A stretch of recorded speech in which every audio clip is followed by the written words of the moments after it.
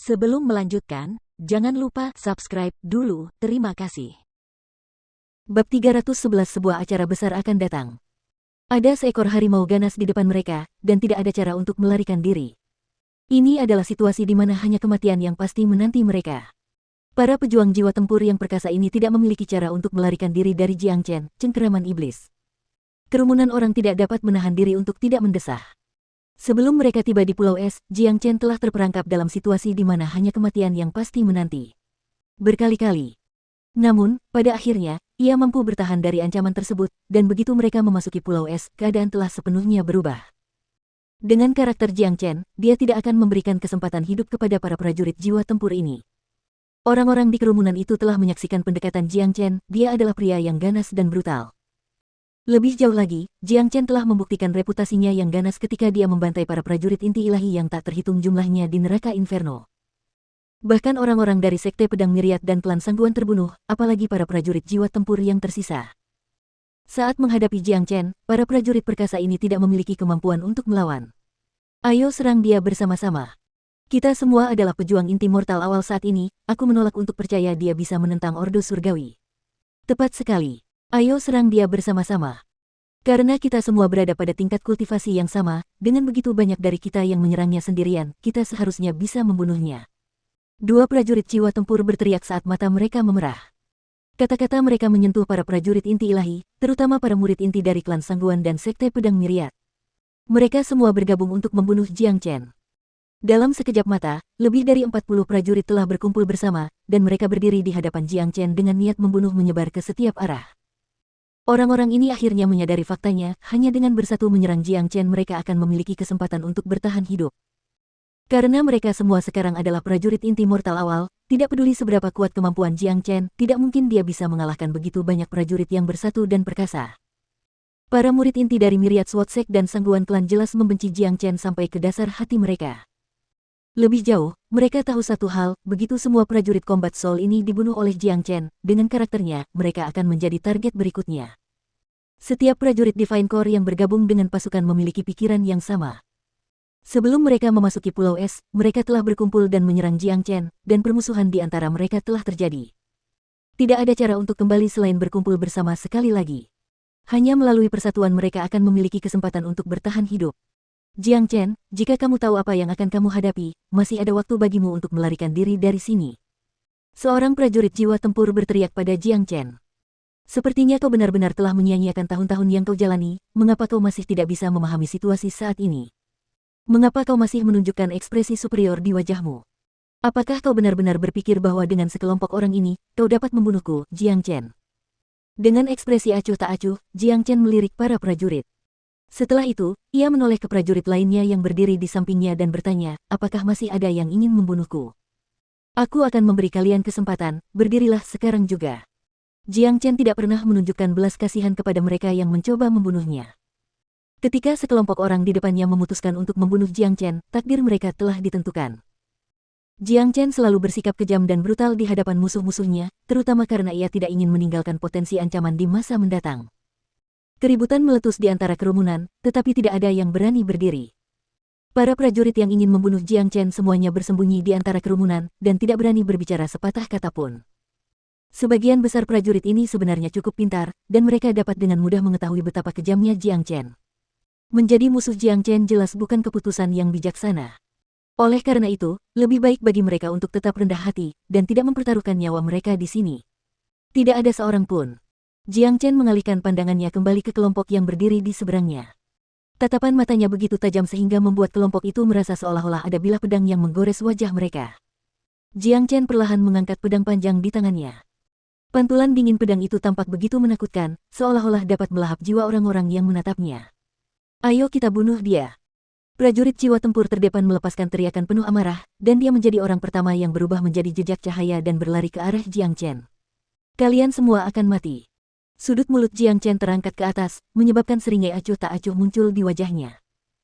Tubuhnya bergoyang, lalu dalam sekejap, 9 Jiang Chen yang identik muncul, segera membingungkan lawan-lawannya. Setelah itu, teriakan melengking dan menyedihkan bergema di seluruh kelompok lawan. Darah berceceran di mana-mana, dan anggota tubuh yang patah beterbangan di mana-mana. Jiang Chen dapat terlihat di mana-mana di antara kelompok lawan, dan dia bergerak sangat cepat sehingga dia tampak seperti hantu yang dapat muncul di mana saja, kapan saja.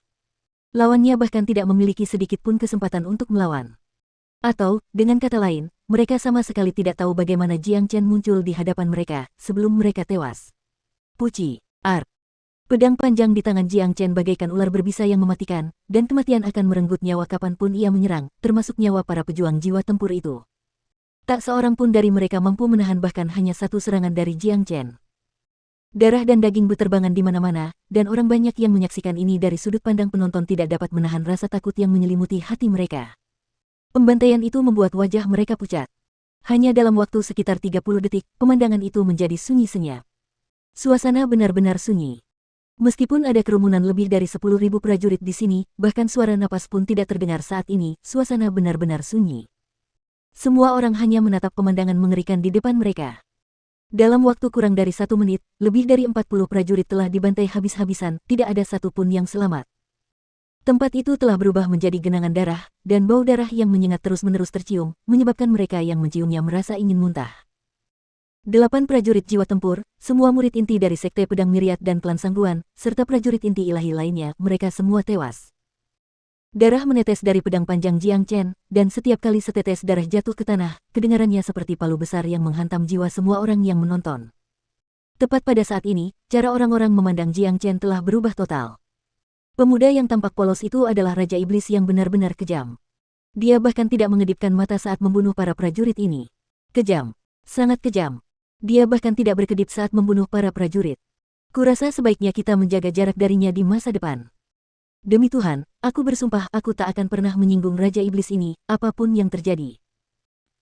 Setiap orang di antara kerumunan itu membuat keputusan, mereka akan menjaga jarak aman dari Jiang Chen, dan dalam kondisi apapun mereka tidak akan menjadi musuh Jiang Chen.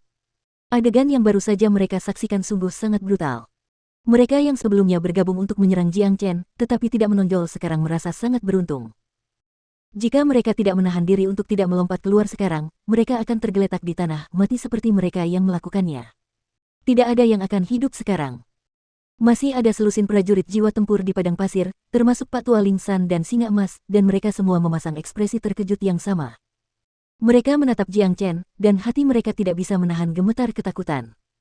Pada saat yang sama, mereka merasa beruntung tidak menjadi musuh Jiang Chen. Jika mereka menjadi musuh, takdir mereka tidak akan lebih baik daripada orang-orang yang tergeletak di tanah ini. Meskipun kultivasi Jiang Chen lebih lemah dari mereka, tetapi saat terjebak di padang pasir ini, dia tak terkalahkan. Kuning besar. Jiang Chen perlahan menyingkirkan pedang panjang di tangannya, lalu berteriak pada Big Yellow. Big Yellow segera mengerti apa yang ingin dikatakan Jiang Chen kepadanya, dan dia segera berlari ke arah mayat-mayat di tanah dengan kecepatan yang luar biasa, lalu dia mengambil semua cincin penyimpanan mereka, serta senjata tempur mereka. Hal ini sekali lagi membuat orang banyak iri. Kekayaan gabungan dari semua prajurit yang tewas itu sangat besar, itu adalah angka yang sangat besar.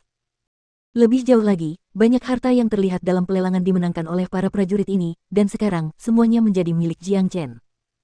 Bagi Jiang Chen, tidak ada alasan untuk bernegosiasi dengan musuh-musuhnya, dan orang banyak hanya iri dengan hasil rampasan yang diperolehnya.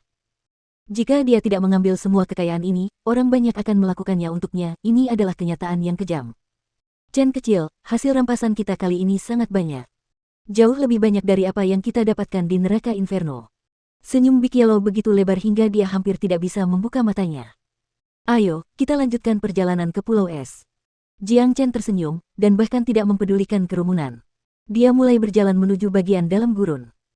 Karena dia sebenarnya tidak ingin melawan kekuatan super ini, dia telah menyembunyikan identitas aslinya ketika dia datang ke Pulau Bahagia, tetapi takdir telah mendorongnya ke dalam semua ini. Namun, Jiang Chen sama sekali tidak takut, situasi yang berbeda membutuhkan tindakan yang berbeda. Sebagai orang suci yang pernah menjadi yang terhebat di bawah langit, jalan Jiang Chen menuju puncak akan selalu dipenuhi dengan musuh yang kuat dan tekanan yang besar. Gelombang. Setelah Jiang Chen pergi, kerumunan akhirnya menghela napas lega. Tekanan yang mereka rasakan saat berdiri di area yang sama dengan Raja Iblis seperti Jiang Chen terlalu besar. Mereka yang ingin membunuh Jiang Chen benar-benar ingin menyatukan kedua telapak tangan mereka dan melantunkan Amitabha, seolah-olah nyawa mereka baru saja diselamatkan. 1. Banyak sekali orang yang terbunuh, masalah ini akan menjadi besar. Seseorang berkata, benar. Sebagian besar prajurit jiwa tempur itu memiliki latar belakang yang signifikan, terutama Sekte Pedang Myriad dan klan Sangguan. Mereka pasti tidak akan membiarkan masalah ini begitu saja. Jiang Chen membunuh banyak prajurit hebat hari ini, dan konsekuensinya akan jauh lebih serius dibandingkan dengan apa yang dia lakukan di neraka Inferno. Kemunculan Pulau Es pasti menarik banyak perhatian. Aku yakin negara adik kuasa di benua timur telah mengetahui hal ini. Mungkin mereka sedang mengirim orang ke sini sekarang. Bahkan dinasti Sein bela diri dan istana bela diri mungkin akan datang ke sini. Jika mereka melihat apa yang kita lihat sekarang, Sekte Pedang Myriad dan klan Sangguan pasti akan menjadi marah. Selain itu, negara adik kuasa dari provinsi kuat lainnya kemungkinan besar akan datang ke sini juga, dan tidak ada dari mereka yang akan membiarkan Jiang Chen lolos begitu saja. Ini akan menyenangkan. Tepatnya, Jiang Chen akan menghadapi situasi di mana ada musuh di segala arah. Aku ingin tahu apakah dia bisa menahan amarah semua negara adik kuasa ini. Semua orang yang hadir memiliki emosi yang campur aduk mengenai masalah ini. Hanya dalam waktu 1 atau 2 hari, semua negara adik kuasa akan mengirimkan pasukan mereka ke pulau itu. Menurut pembukaan Pulau Es sebelumnya 100 tahun yang lalu, butuh waktu 7 hari sebelum pintu masuk ditutup sepenuhnya, dan mereka yang masuk harus mencari jalan keluar baru sendiri.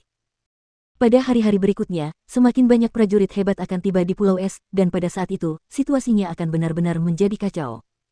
Dengan kata lain, pertarungan antara Jiang Chen dan negara adik kuasa baru saja dimulai. Ayo pergi. Kita harus melanjutkan perjalanan ke Pulau Es ini, ayo cepat tinggalkan gurun ini, ayah sama sekali tidak merasa aman jika tinggal di sini. Kau benar. Kultivasi kita dibatasi, aku juga tidak merasa aman. Begitu kita meninggalkan gurun ini, kultivasi kita akan dikembalikan ke keadaan semula. Benar. Kita juga tidak bisa memindahkan mayat-mayat ini, tinggalkan saja di sini. Begitu para pejuang hebat dari berbagai negara adik kuasa itu tiba, sesuatu yang besar pasti akan terjadi. Banyak orang melirik mayat-mayat yang berserakan di sekitar. Setelah itu, mereka hanya berbalik dan terus berlari menuju bagian dalam gurun.